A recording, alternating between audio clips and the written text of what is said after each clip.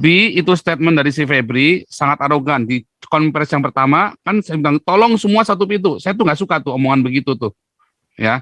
Dan saya bilang itu sangat arogan. Jangan upload berita tentang MKC tanpa izin keluarga. Ini bahaya nih. Saya sudah cium ini bau tidak baik ini. Ini sudah saya ingatkan dulu waktu zamannya sama Yusuf Manubulu kan. Saya udah bilang kan ini nggak baik bagi donatur. Orang juga jengkel. Kenapa nggak boleh? Kita kan pengen tahu, ya kan? Oh iya, tolong hari Kamis disiapkan PDF rekeningnya sampai dengan hari Kamis siang supaya saya bisa tampilkan di YouTube untuk laporan kepada donatur tanggal 21 September. Saya kasih semua laporan, berita-berita ini sudah saya viralkan di luar negeri, ya, bukan saya, sorry ya, tim kami ya. Diaken Jomblo buat ini ya, untuk bicara. Oke, mana Diaken Jomblo? Oke, silakan Diaken Jomblo. Shalom Pastor. Shalom. Jadi nggak dikasih lihat itunya ya videonya. Oh iya, kasih dong, kasih dulu ya, kasih dulu ya, kasih dulu ya. Tadi. Kasih dulu Udah dong, tadi. sebentar. Videonya kasih dulu, sebentar. Jadi kan ada data, kita nggak Ya. boleh main fitnah orang, nggak boleh ini, harus Supaya ada data. Iya, benar, supaya jangan terlalu ini juga. Dari data ini nanti kita baru ngobrol ya. Tapi ini berapa lama ini 44 menit masa mau dengerin semua? Enggak, kan itu ada menit ke-26 kalau nggak salah itu. Keterangannya ini ya, menit ke-26, sebentar. Iya, 26 sampai 2 menit atau berapa? Iya. Menit ke-26 ya. Menit ke-26. Saya share screen lagi, menit ke-26. Ya. Jadi jangan khawatir, apapun yang dikatakan oleh Saifuddin, kita tetap percaya dengan Saifuddin dan kita tetap akan dukung. Kita hanya kasihan karena beliau capek sekali untuk memilahkan mana informasi yang benar, mana yang salah. Ternyata salah semua. Ya habis deket-deketnya orang begitu, salah sendiri. Dia capek dibikin sendiri, ya kan? Bukannya percaya sama teman-teman lamanya, sahabat-sahabat lamanya, malah dia percaya orang baru. Nah itu adalah keputusan yang paling bodoh yang dibuat oleh Saifuddin Ibrahim untuk percaya kepada orang baru. Ya kan? Nah, ini ya, menit ke-26 ya. Menit enggak, itu yang bukan itu yang maksud saya yang videonya dari Pastor Joshua Tewu, tapi nggak usah diputar. Oh, jangan dong, ntar saya distract sama dia lagi. Bukan ditampilkan gambarnya aja, screenshotnya aja. Iya, screenshot. Jadi nanti di situ bisa lihat di menit 26 sampai 30 ketika Brother Martin berbicara di situ. Jadi kan orang tahu, jadi bisa melihat dari YouTube-nya Pastor Joshua gitu. Bentar nih gimana caranya nih? Bentar ya. Menit ke-26 ya. Iya. Menit ke-26. Yang judulnya apa ya? Tadi saya kirim ya. Udah klarifikasi toh judulnya? Judulnya klarifikasi ya tadi ya. Iya nih 26 tuh. Tuh. Iya judulnya judulnya ke-26. Itu udah tuh ya, 26 ya. Tapi saya nggak mau style nih, nanti saya di strike nih karena dia lagi high tension nih. Ya. Jadi di situ bisa yang viewer yang nonton tuh bisa melihat gitu kan, bisa nonton. Ini judulnya ini ya, judulnya klarifikasi dari ininya Pak Joshua Tewu ya. Iya. Oke.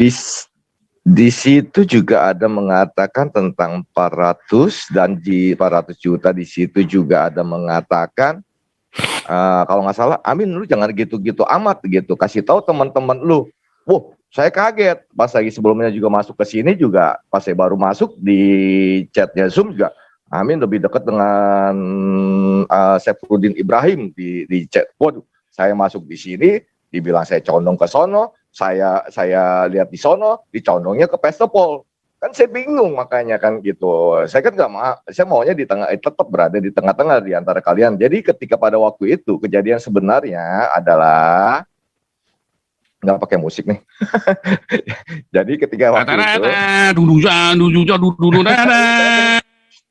entah kepleset lagi viral lagi. Katanya minta pakai musik. Jangan. Gue trauma. Jadi hambanya. Oke, jadi waktu itu malam ya kalau nggak salah, Brother Martin ada call saya menanyakan gitu, bro, banyak orang menanyakan kepada lawyer tentang dana 400 juta. Emang ada dana tersebut? Nah, saya juga bingung. Saya kan nggak pernah ngurusin soal rekening atau apa begitu kan. Dan akhirnya Pesopol masuk pada saat itu. Pak Martin yang menanyakan tentang adanya dana 400 juta, apa benar gitu? Karena banyak pertanyaan kepada para lawyer tentang dana tersebut. Yang ngomong Karena siapa tadi? Yang ngomong Pak banyak Martin, orang nanya itu siapa? Brother Martin Nah, yang bukan saya ya, menanyakan. bukan saya yang nanya. Saya nggak pernah kenal Martin sebelumnya ya. Nah, jadi habis itu Pestopol masuk dalam percakapan tersebut. Nah, Sebentar, terus kenapa saya masuk? Enak aja saya masuk. Mana saya ngerti ada Ogut percakapan undang, itu. Ogut undang Nah, masuk udah jelas karena dong. saya undang karena saya juga tidak tahu gitu dengan dana itu.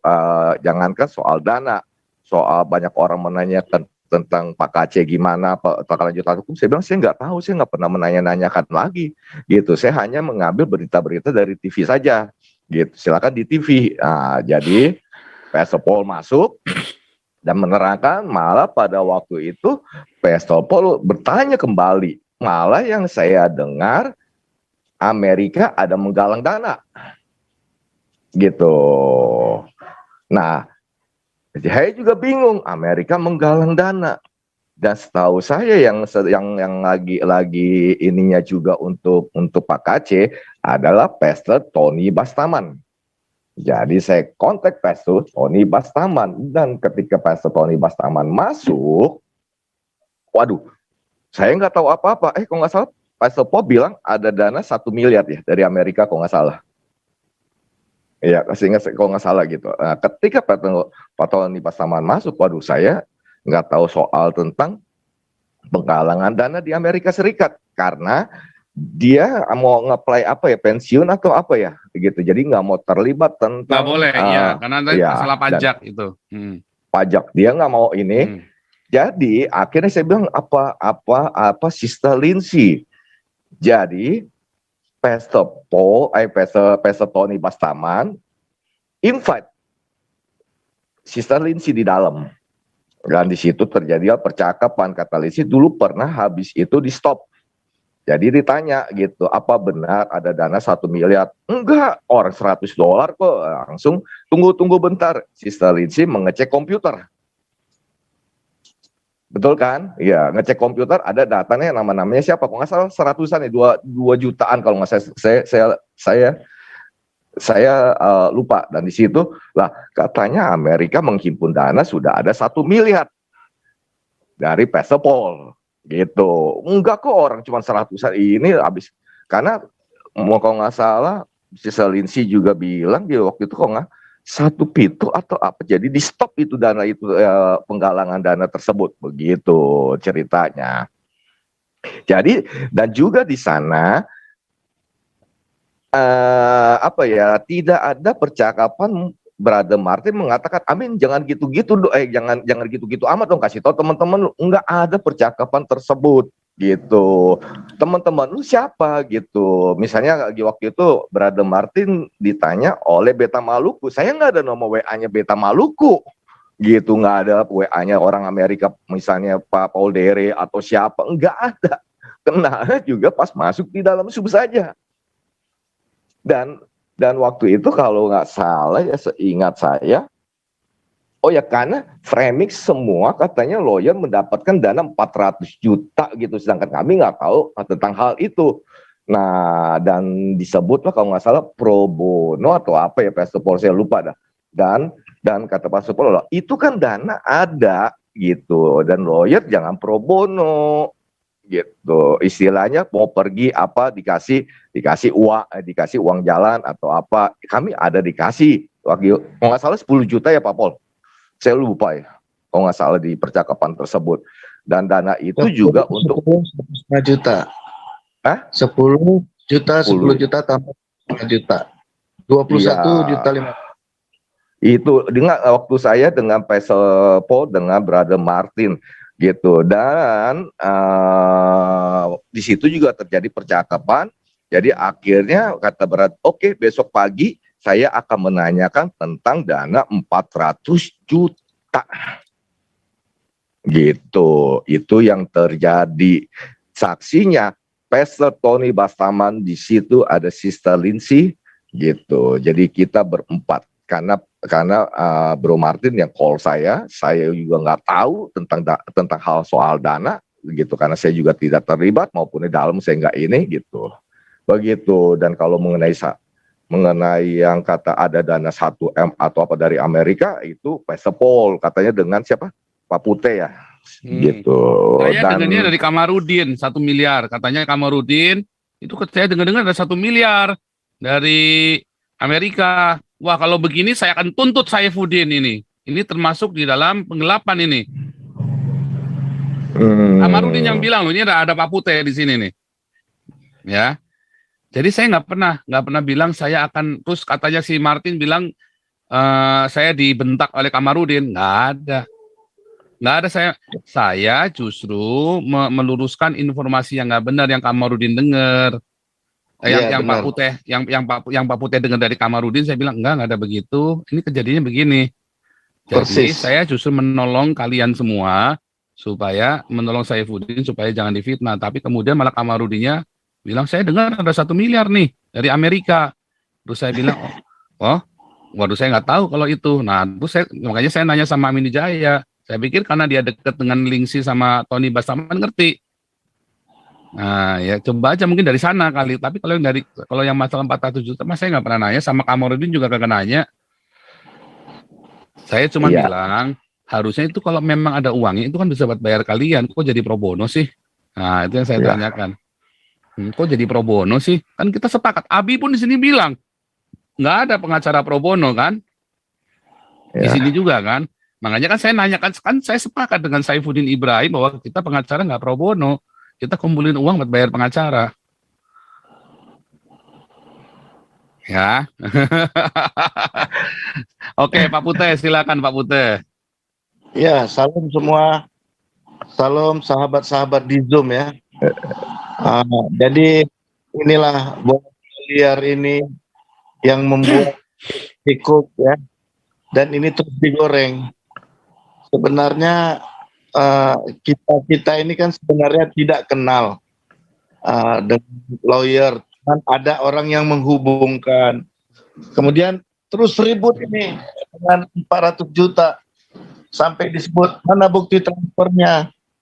Lo kalau mau bukti transfer ya print aja dari bukunya Pak Saifuddin kan, ngapain harus di link Zoom-nya Pak Paul. Tapi kemudian kan kita hadapi, kita bilang ayo Pak Paul kita komunikasi. Kemudian kita komunikasi 3 arah dengan Pak Kamarudin. Wah, di situ meledak ada 1 miliar segala dari Amerika. Wah, Kamarudin yang bilang ya Pak Putih ya, bukan saya loh. Kamarudin yang pamer-pamer, ini katanya ada kumpulan dana 1 miliar. Saya nggak terima sama sekali, dia bilang begitu. Kita nggak tahu. Sampai dia bilang jangan jual-jual nama pengacara loh. Nggak jual pengacara Pak. Bapak belum bergabung. Donasi ini sudah dilayangkan. Tapi kita stop karena tidak ada mau open. Cuman dibilang mana bukti transfernya? Kok tanya kita? Di print out aja buku tabungan. Kok susah-susah amat sih? Gitu aja lah dulu Pak. Udah kita cerita yang lebih hot aja Pak ini. Ya nggak apa-apa. Ini kan kita kan lagi memang kita kan gini, masyarakat kan kupingnya ingin dipuaskan, ya kan? Kita kasih puas kupingnya masyarakat. Kita tunjukkan pertunjukan yang indah buat masyarakat bahwa kita orang Kristen tidak pernah saling menyerang. Sudah 4.100 Pak. Udah Jadi, 4.100 dari situ iya, depan lagi, Pak. 4,7 Lagi sudah dong. 4,7 ini Pak yang nonton Pak. 4,7. Jadi Iya. jadi saya tambahin dong biar jelas. Jadi ketika lagi live, saya baru pulang dari luar kota, saya lagi live, saya kaget kok nama gue dimasuk-masuk gitu. Padahal saya punya inisiatif untuk menjembatanin begitu. Dan waktu itu juga tentang ada harus transparan atau gimana, betul kan? Kemarin juga berada Febri juga berkata kalau mau tahu silakan telepon saya, itu benar. Dan itu saya pernah mengatakan kepada Ibu Sarah Ayu Ibrahim gitu, karena masalahnya pihak keluarga berkeberatan. Terus saya bilang, oke, nanti saya coba menjembatanin bagaimana kalau jika rekening tersebut dibuka hanya untuk para donatur gitu, karena pihak keluarga berkeberatan. Saya coba jembatanin gitu. Apakah ini boleh saya sampaikan? Tapi belum ada jawaban dari Bunda Sarah Ayu begitu. Saya hanya sebagai jembatan. Begitu juga kemarin ketika Brother Martin menanyakan tentang apakah benar ada dana 400 juta di rekening. Soalnya para ini bertanya kepada ini, saya coba menjembatanin Pesopol, terus ada yang dana 1 miliar, saya coba jembatanin dengan Pak Tony Bastaman begitu. Jadi saya menjembatanin lah. Kok ada perkataan Amin jangan gitu-gitu amat loh.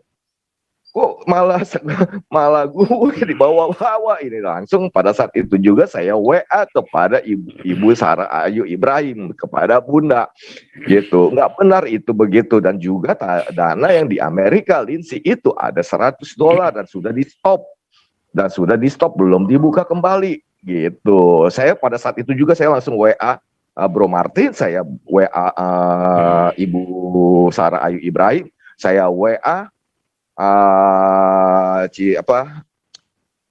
Pendeta STU, yang begitu juga dengan Pak Joshua TU tentang dana tersebut yang ada $100 begitu.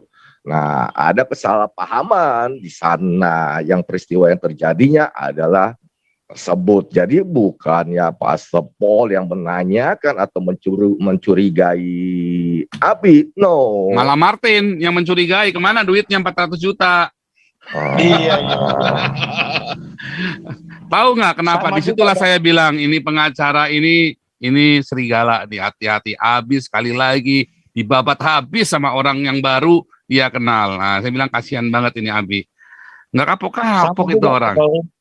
Pak Ya. Paul, kan sama juga waktu kita ngomong bertiga itu dia bilang Kamarudin, iya. Sebelumnya nggak pernah dapat, begitu Bapak kejar dapat 10, 1,5.